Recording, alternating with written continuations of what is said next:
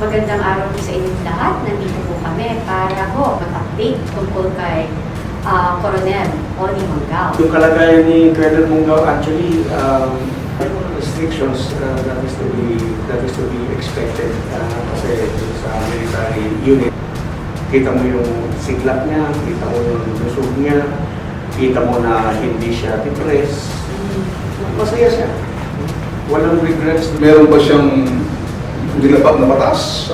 Personal, personal opinion mo yun. And it should be respected. In the past, you can say anything against the president. Isa yan sa gustong palabasin na siya ay mayroong konting diferensya sa pag-iisip. Ay sino ang nagtanggal sa kanya sa posisyon? Si Major General Mike Lorico. Itong isang irony, parang double standard. Hindi lang ang ginigipit, talagang sinisiraan itong si Colonel Manggao dahil sa kanyang personal withdrawal support. May institutional loyalty. Ang nawala doon ay yung kanyang personal support sa kanyang Commander-in-Chief na sa tingin niya ay wala ng moral authority. Pare-parehas tayo dito. Ang tayo namin, kaparehas ng tayo ninyo, respect, obey, and protect the Constitution. Lahat ng enemy of the state kalaban natin, ay paano kung sila na pala? Maliwanag na ang sumisira sa armed forces right now is from within, not from the outside. Hindi mo pwedeng i-cut yung mga tao from not talking about it because then you are the one who is partisan. You are an idiot. You don't even know what you're doing. Ginagamit yung sandatahang lakas ng Pilipinas to protect a person.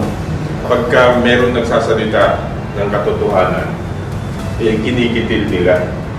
Ang mga tao po yan, mga profesional, sumusunod po yan at yan po ay naninindigan para sa bayan. Mga profesional po yan.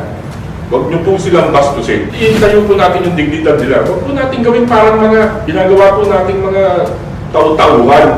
Very quickly, you should be able to come up with something that will save the armed forces of the Philippines. Kasi meron talagang naninira, nakakasira sa inyo. Mga kababayan, itayo niyo po ang tunay na integridad ng inyong uniforme. Protektahan niyo ang mga taong nagsasalita at naglalabas ng katotohanan ng kamalian na nangyayari sa ating bansa. Maraming salamat po.